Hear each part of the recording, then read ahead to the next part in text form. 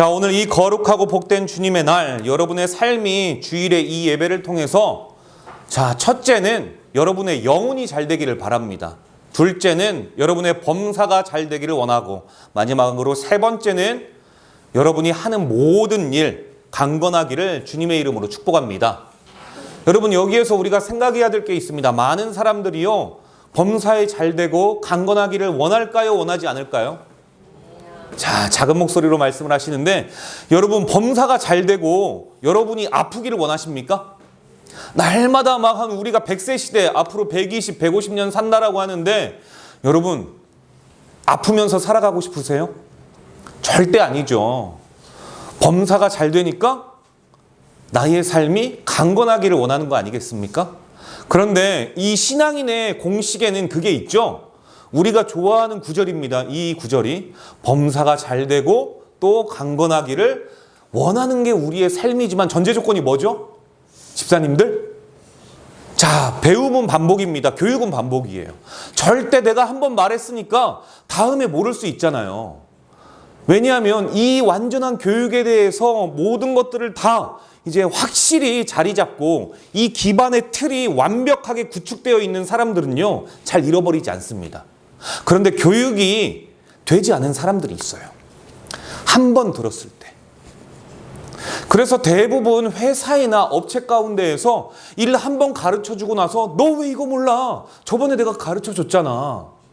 아이, 그거야. 너에게야 익숙한 거니까 나에게야 편하고 그게 쉬울 수 있겠지만 지금 처음 온 사람에게는 어때요? 그거 힘들어요. 제가 군대에 있을 때요, 여러분. 군대에 있을 때 일인데 벌써 한 20년도 넘었습니다. 제가 03년 군번인데요. 그때 군대에 딱 훈련소에 입사하자마자 3일 안에 천자를 외우면은 이게 5분을 통화할 수 있는 시간을 주는 거예요. 1등에서 3등. 그래서 제가 몇 등 했게요, 여러분? 몇 등 했을까요? 1등? 그러니까 1등을 못했어, 내가. 시간이 조금 걸려가지고 2등 했어요, 2등. 유나야, 3등은 아니다. 2등은 했어, 2등.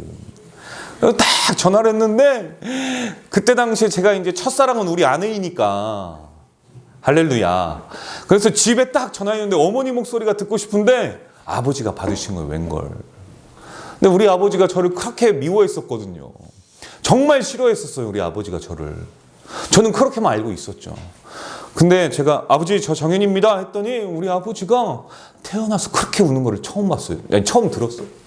정현아 하면서 막 우시는데, 아, 내가 잘못 알고 있었었구나. 자, 여기에서 중요한 건 이겁니다. 군대에 가서 복무의 신조, 우리의 결의 막 이러면서 외우는 것들이 있어요. 기본적으로 10대 군가라는 것도 있습니다.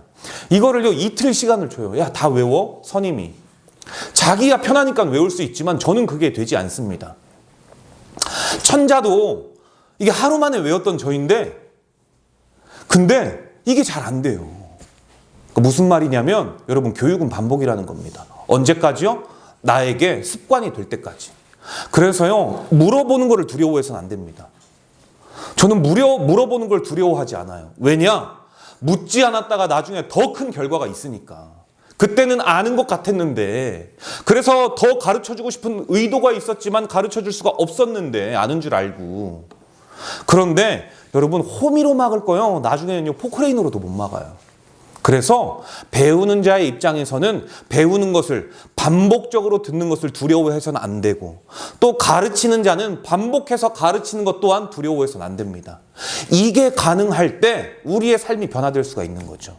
이게 무엇이냐? 여러분, 유치원의 교육일 수가 있고요, 초등교육일 수가 있고, 기본적으로 사람이 배워야 되는 교육일 수가 있는 겁니다.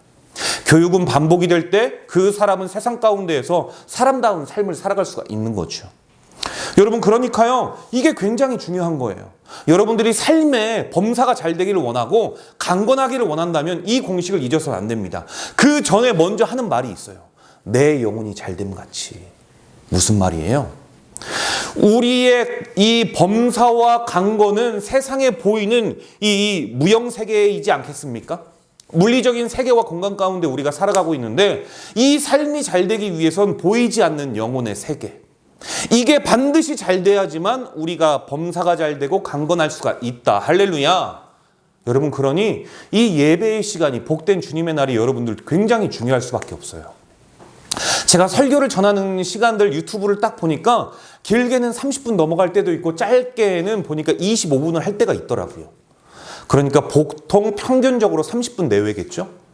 여러분, 주일날 이 예배의 모든 이 예전의 시간 가운데에 기껏해야 말씀을 전하는 시간 한 30분입니다. 그러면 오늘 주님의 날, 이 하루는 주님 가운데서 우리를 보장하는 날이니까 보호하심 가운데 있다라고 치고 나머지 6일의 시간을 우리가 어떻게 버텨야 될까요? 여러분, 이게요, 분으로 따지면은 놀라지 마십시오. 8640분이에요. 6일이라는 시간. 그 중에 하루를 뺀 거예요. 이 날을 우리가 어떻게 보호하심 가운데 살아갈 수가 있을까요? 공중권세 잡은 마귀와 사단이요, 우리를 얼마나 집요하게 공격하는지요. 거기에서 버텨날 재간이 없습니다. 12제자가 그랬고요, 아나니아와 삽비라도 그랬습니다. 여러분, 그 위대한 성군이었던 다윗도 그랬고요, 모든 사람들이 다 그랬습니다. 그래서 성경은 이야기하고 있죠. 의인은 없나니 하나도 없으며 하나님을 찾는 자도 없고 깨닫는 자도 없어 다 치우쳐 무익하게 되어 선을 행하는 자는 없나니 하나도 없도다. 여러분, 저가 그런 존재예요. 여러분 모두가 그렇다라고 말은 할 수는 없을 겁니다. 그러나 하나님은 우리의 삶을 보고 듣고 알고 계시기 때문에 우리가 어떠한 존재인지는 가장 잘 알고 계세요. 그렇다면 이 8640분을 우리가 어떻게 버텨야 되는가? 오늘의 말씀이 여러분의 일주일의 삶을 좌지우지할 수 있고 성공의 요인이 될 수 있기를 주님의 이름으로 축복합니다. 절대 흔들리지 마세요, 여러분. 오늘 이 시간은요, 절대 다시 돌아오지 않습니다. 저와 여러분이 드리는 이 예배가 하나님께서 기뻐 받으시는 예배의 시간이 되기를 원하는데요. 오늘 본문에 보면은 두 사람이 소개가 됩니다. 첫 번째는요, 기업물을 짜라고 이야기를 하고 있어요. 보십시오. 4절, 5절에 보면은요, 6절에 보면은요, 그 기업물을 짜. 그러니까 여기에는요, 이름이 없는 사람이에요. 아무개라고도 이야기를 할 수가 있죠. 그 다음에 소개되는 사람이 누구냐? 보아스예요. 나중에 룻과 혼인한 사람이 되죠. 이 보아스라는 사람이 등장을 합니다. 여러분, 기업을 물은다라는 게 어떤 의미일까요? 물려받는다? 맞아요. 물려는 받아요. 우리가 생각할 때 무엇인가 물려받으면 큰 재산을 물려받아야 되는데 그게 아니에요. 혹과 같은 존재들입니다. 지금부터 말씀을 드릴게요, 여러분. 기업을 물은다라는 걸 어떤 의미냐면은, 즉 잃은 것을 되찾는다라는 뜻이 있어요. 일단 땅으로 말씀드리자면은, 여러분, 땅은요, 12지파의 땅은 하나님의 것입니다. 하나님께서 이 모세를 통해서 가나안 땅을 정복하게 하신 다음에 이 여호수아 때의 모든 것들을 다 정복을 하죠. 그리고 하나님께서 12지파에게 맞게 땅을 균등하게는 아니죠. 필요에 따라서 하나님께서 분배를 해주십니다. 그렇다면 이 땅의 소유는 누구의 소유죠? 하나님의 것이죠. 하나님께서 12지파에게 주었기 때문에 땅은요, 절대 사고 팔 수 있는 게 아닙니다. 그런 게 아니에요. 그런 개념이 아니에요. 하나님께서 주셨을 때는 하나님의 땅이고 하나님의 것이니 하나님의 소유를 너희가 다 잘 경작해서 잘 지키거라. 그런데 판 경우가 있어요. 부득이하게 파는 경우가 있는데 삶이 너무 공둥해서, 삶이 너무 궁핍해서 먹고 살 게 없어서 나오미와 룻이 여기에 해당이 되죠.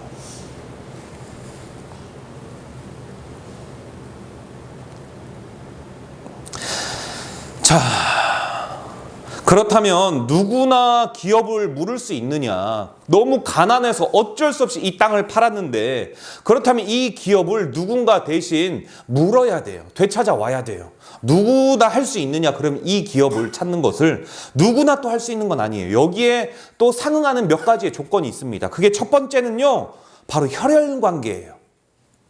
혈연관계, 즉 친척이어야 되는데 뭐 사촌, 오촌, 육촌도 상관이 없습니다. 같은 가문 아래 있는, 하지만 가장 가까운 순서예요.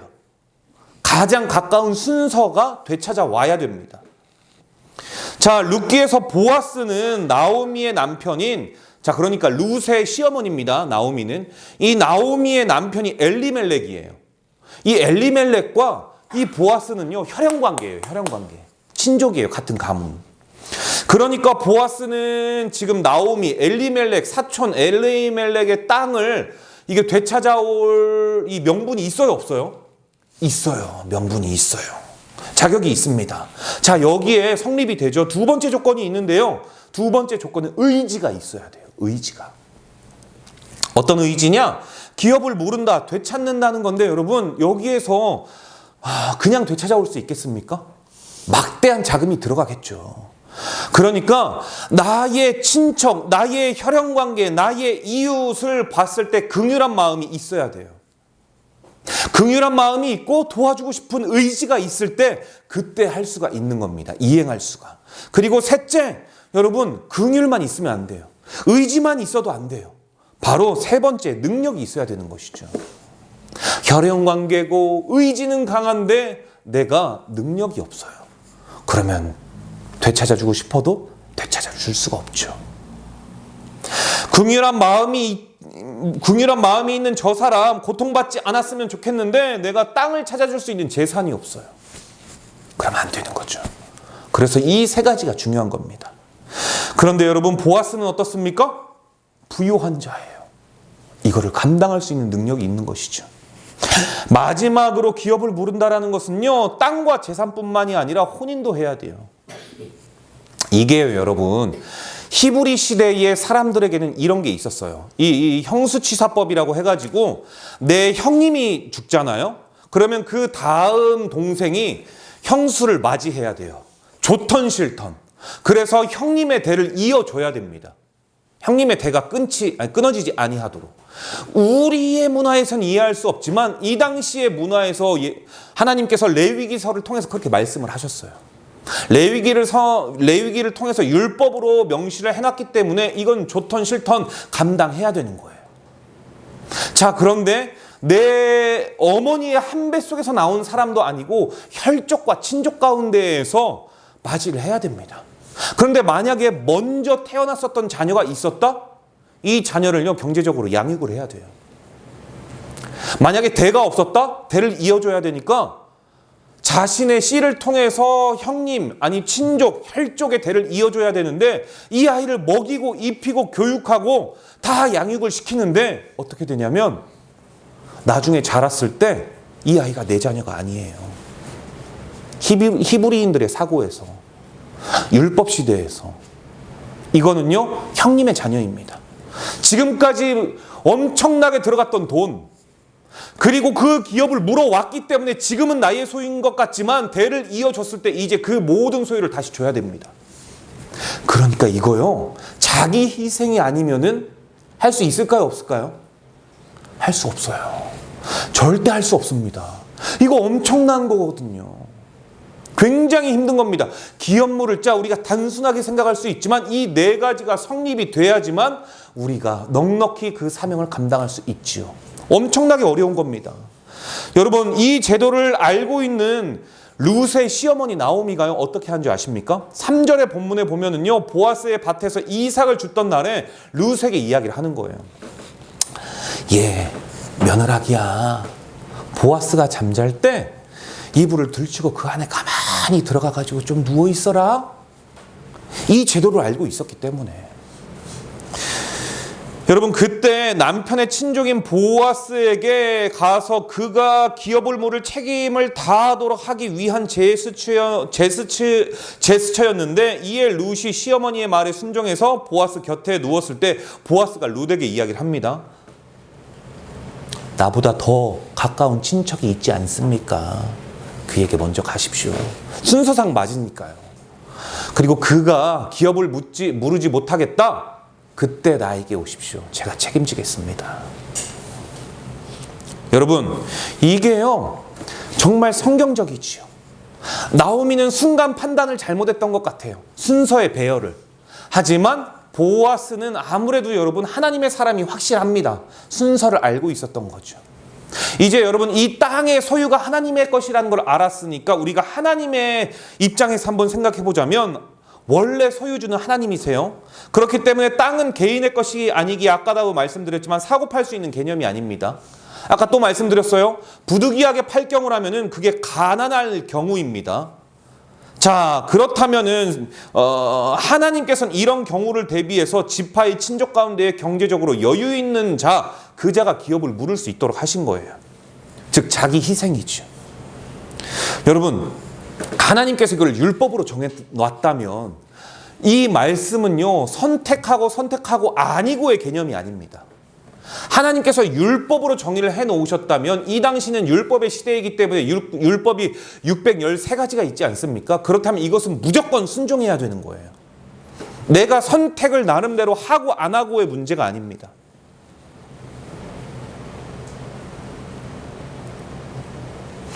여러분, 그럼에도 불구하고 이것을 순종한다면 하나님께서 그 사람을 그냥 놔두시진 않으시겠죠. 자, 그런데요, 이 모든 것들을 희생이라고 이야기할 수 있지만 오늘 본문에 이처럼 두 사람, 이름이 있는 보아스와 이름이 없는 기업 물을 자 아무개가 등장하는데, 자, 하나님의 입장이 이랬다면 이제 기업 물을 자의 입장에서 한번 살펴볼게요. 기업 물을 자 이름이 있어요, 없어요? 이름이 있어요, 없어요? 없어요, 없어. 그러니까 아무개라고도 해도 되고요, 우리나라의 이름으로 홍길동이라고 해도 돼요. 이름이 없는 자이기 때문이죠. 자, 하나님께서는요, 이 기업 물을 자에게 선택권을 줬습니다. 여러분, 사람은요, 선택입니다. 인생에, 여러분들은 인생에 있어서 무엇을 가장 이 기준점에 두십니까? 저는요, 인생의 가장 큰 기준점은 선택인 것 같아요. 사람은 무엇을 선택하느냐에 따라서 그 사람의 판도와 삶의 질이 달라지기 때문에, 이것처럼 여러분, 이 기업 물을 자에게 하나님께서 선과 악을 선택할 기준을 주셨어요. 선택권을. 그는 무엇을 선택했느냐? 첫째, 자기 중심적인 삶을 선택을 합니다. 여러분, 본문 6절이에요. 나는 내 기업에 손해가 있을까 하여. 이 말에서 그의 생각을 읽을 수 있지 않습니까? 하나님과 이웃을 생각하기보다 먼저 자기 유익이에요. 자기중심적이에요. 그래서 이러한 사람들의 특징은요, 항상 나는 내가 보기엔 괜찮은 것 같은데 내가 들어가요. 내가 나를 위하여 무르지 못하노니 왜일까요? 여러분, 손해보는 것 같으니까, 손해보는 것 같은 느낌이 드니까, 손해가 나는데 그렇게 생각하는 그에게 어떻게 자기가 희생을 할 수가 있겠습니까? 내가 봐도 이거 손해가 너무나도 클 것 같은데 절대 손해보는 일 못하지요. 그래서 이런 부류의 사람들, 자기 희생적인 것들을 거부하고 나의 유익만을 위해서 살아가는 사람들에게는요, 하나님의 사명을 절대 감당할 수가 없습니다. 이러한 사람을 오늘의 용어로 기복신앙이라고 하죠. 유익이 있을 때만 액션을 취하는, 유익이 되지 않고 나서는 할 수 없는, 권리는 주장하는데 하나님께서 우리에게 주신 사명이라는 의무는 이행하지 않는 이런 사람이라고 볼 수 있습니다. 그러니 기뻐할 수가 없는 거죠. 둘째, 이 자는요, 말씀에 불순종해요. 이게요, 레위기서 25장에 나와 있는 내용이에요. 기업 물을 제도와 미망인과 혼인하는 것은 하나님께서 정하신 거예요. 고로 이것을 거부하는 건 하나님 말씀을 불순종하는 게 되겠죠. 지금 기업 물을 자, 즉 아무개는요, 말씀에 불순종하는 삶을 선택하면서도요, 이게 여러분 부끄러운 줄 몰라요. 하나님 말씀을 따르지 않았다, 순종하지 않았다, 이것에 부끄러움을 못 느껴요. 고급스러운 용어로 수치심을 못 느낍니다. 그저 내게 아까울 뿐이에요. 본문 8절이에요. 이에 그 기업 물을 자가 보아스, 여기에서 보아스는요, 또 다른 기업을 물을 수 있는 존재인데 이름을 이야기한 겁니다. 보아스에게 이르되 내가 너를 위하여 사라 하고 그의 신을 벗는지라. 지금 이 아무개 기업 물을 자는요, 말씀에 불순종하는 삶을 선택하고도 그게 악인지조차 느끼지 못하고 있어요. 그리고 그것을 다른 사람에게 떠넘기죠. 아, 목사님, 저 못해요. 제가 말주변도 없고요. 이 사람 잘해요, 이 사람 의도나 의중은 생각하지도 않고, 아, 이 사람 잘한대요. 그러면 안 되죠, 여러분.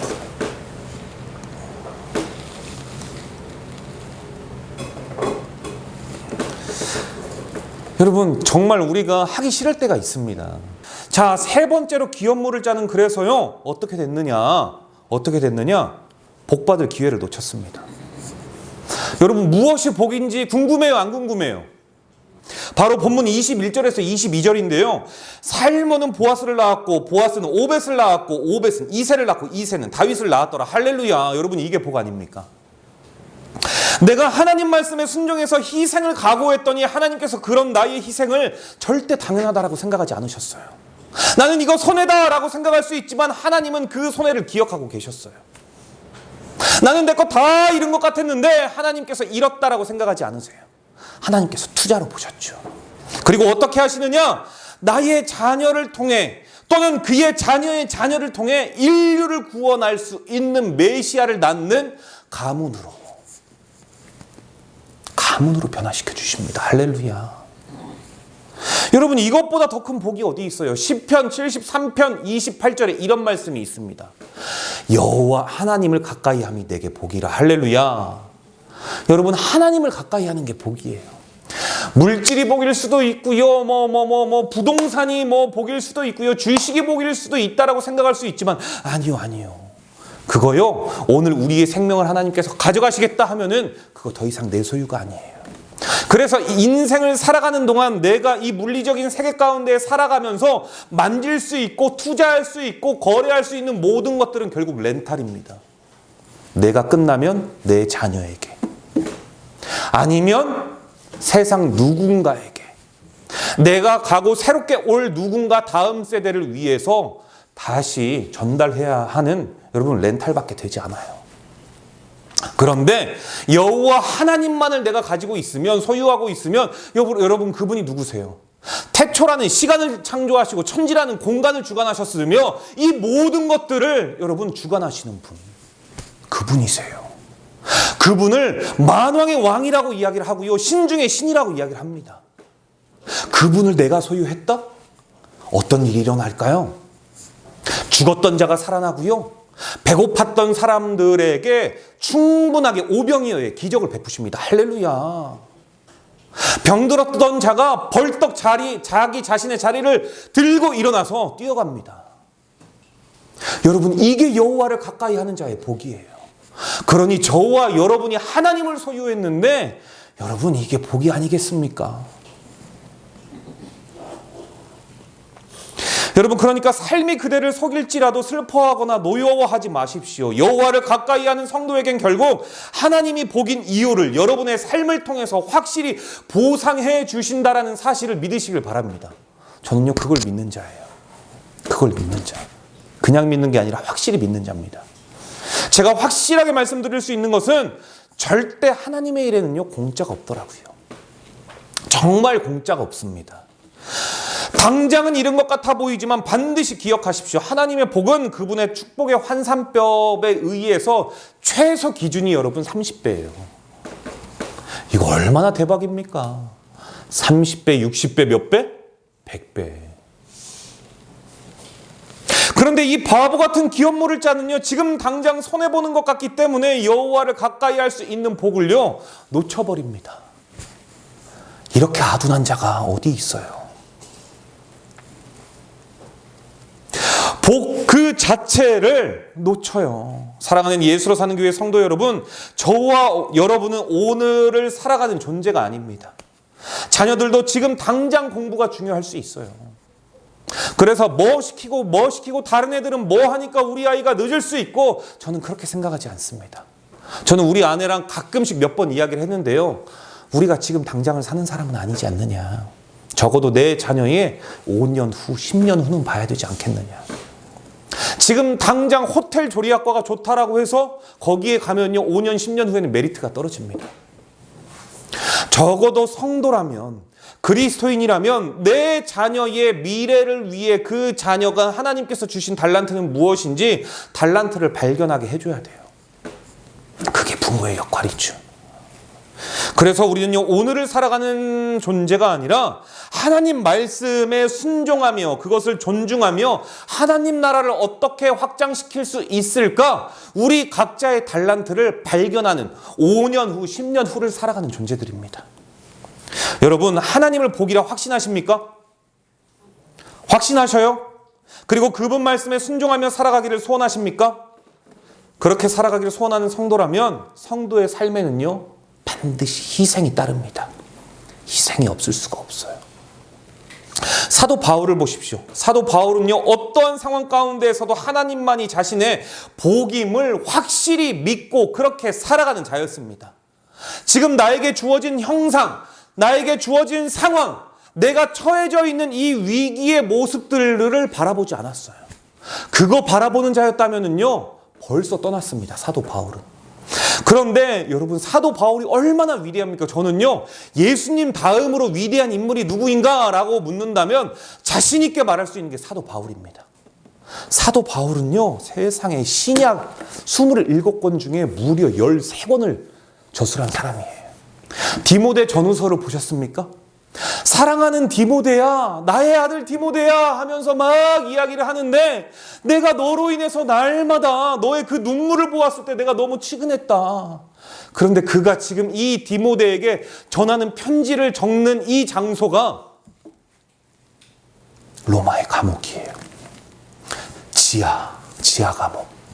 이불 하나 없는, 저녁이면은 영하의 기온으로 떨어지는 그곳에서 내가 지금 추워 죽겠고 힘들어 죽겠는데 기쁘대요. 디모데만 생각하면.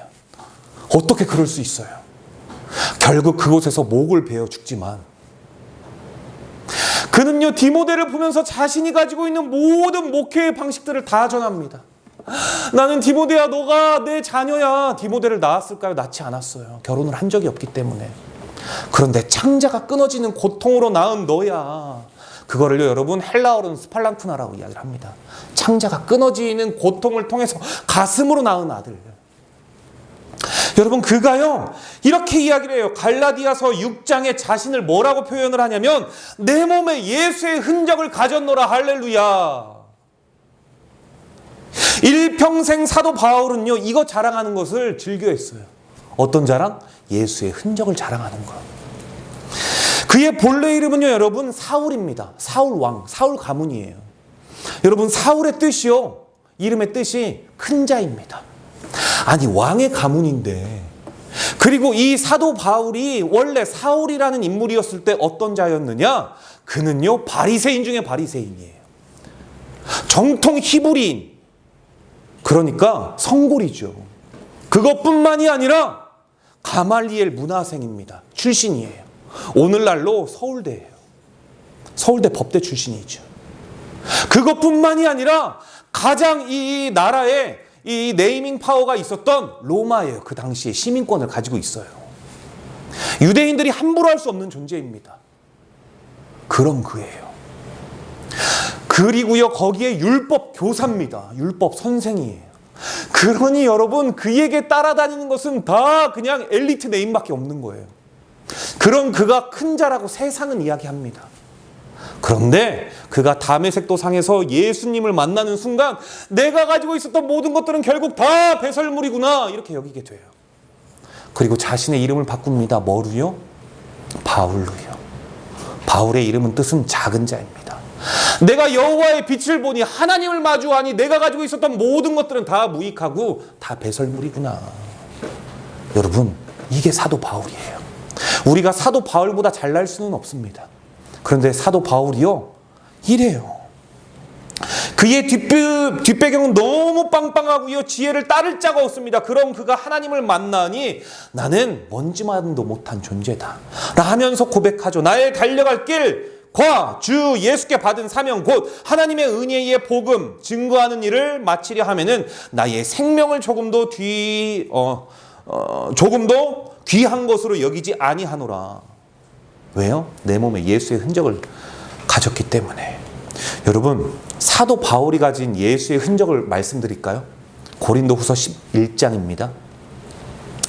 내가 수고를 넘치도록 하고 옥에 갇히기도 더 많이 하고 매도 수없이 맞고 여러 번 죽을 뻔하였으니 유대인들에게 40에서 가만 매 5번 맞았으며 3번 태장으로 받고 1번 돌로 맞고 3번 파선하고 일주야를 깊은 바다에서 지냈으며 여러 번 여행하면서 강의 위협과 강도의 위험과 동족의 위험과 이방인의 위험과 시내의 위험과 광야의 위험과 바다의 위험과 거짓 형제 중에 위험을 당하고 또 수고하며 애쓰고 여러 번 자지 못하고 줄이며 목마르고 여러 번 굶고 춥고 헐벗었노라.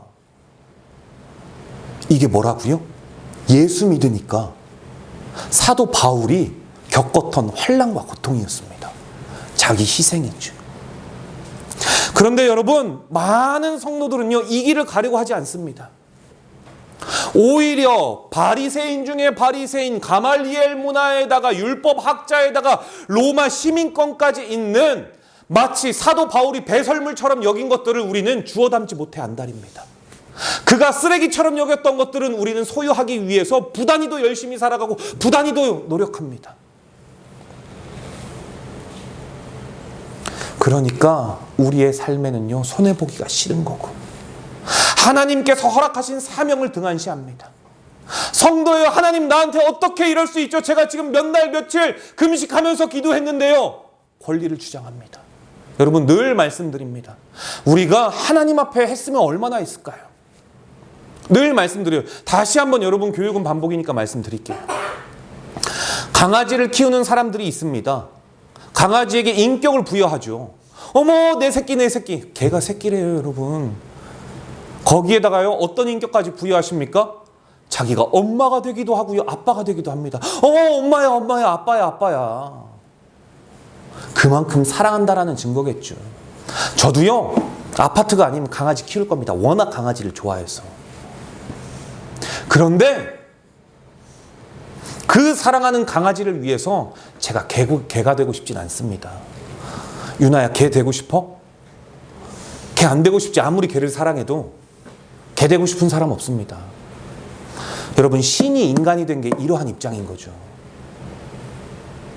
하나님께서 보실 때 예수님이라는 성육신의 모습으로 말씀이셨던 그분이 인간의 모습이 됐다는 건 마치 개를 구원하기 위해서 사람이 개가 된 거 아니겠습니까?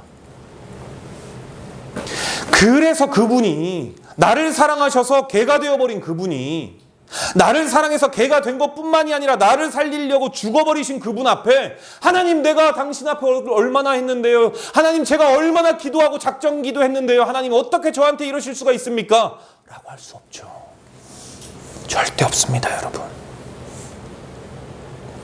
우리는요, 하나님 앞에 권리만 주장할 수 있는 존재가 아닙니다. 우리의 모든 삶이 하나님께로부터 왔고 모든 것이 하나님의 은혜였다면 우리가 살아가는 이유와 명분과 목적들은 다 하나님으로 끝나야 맞는 것이죠.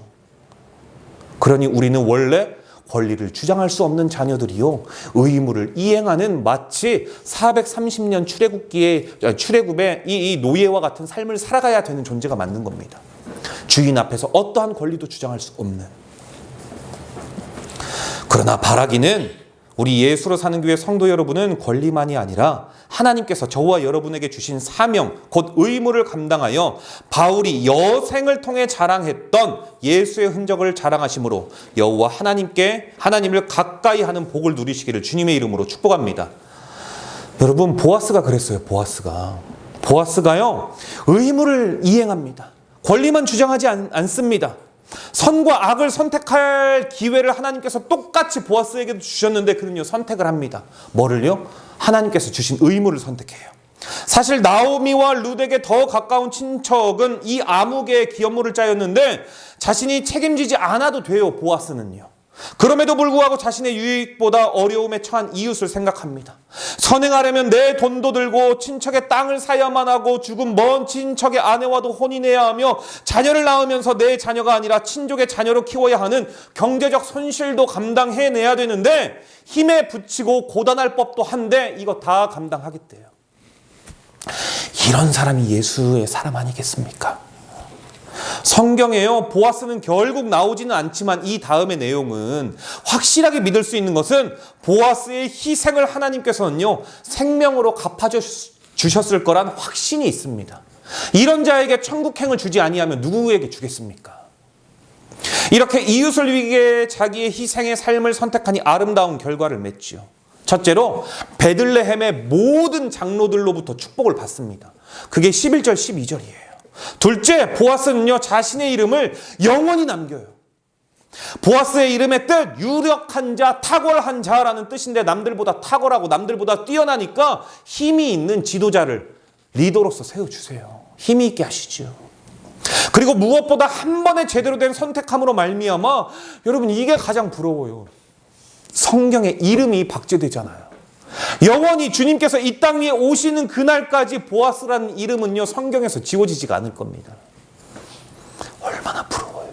얼마나 부러워. 성경에 이런 사람이 나오지요.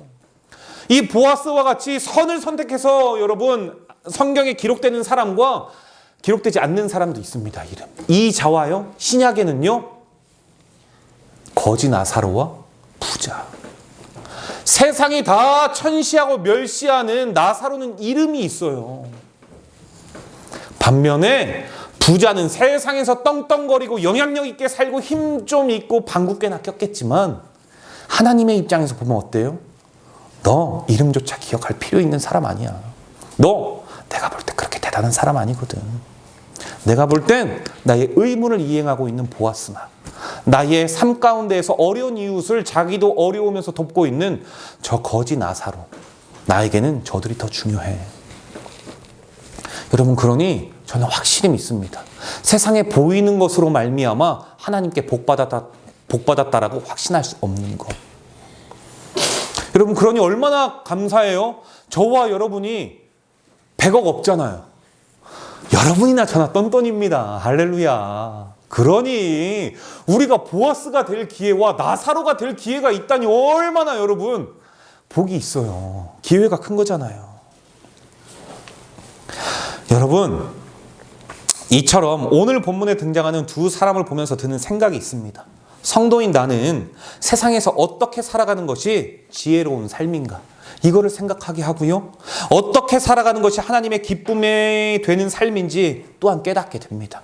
바라기는 지금 보는 내 손해가 결국 하나님을 위한 것이고 이웃을 위한 희생이라면 그것은 결코 손해가 아닌 하나님의 복을 가장 빨리 받는 지름길이라는 사실임을 기억하시면서 오늘을 제외한 이 6일이라는 8640분을 이거 하나 기억하면서 살아가실 때 어떠한 사단마귀의 이 간괴에도 하나님의 말씀의 울타리에 보호하심 가운데에 여러분이 보호받고 또 이러한 삶을 살아가는 성도가 되어 승리하리라 확신합니다. 또 그렇게 살아가시는 저와 여러분들의 시기를 주님의 이름으로 축복합니다. 기도하도록 하겠습니다. 우리의 모든 삶을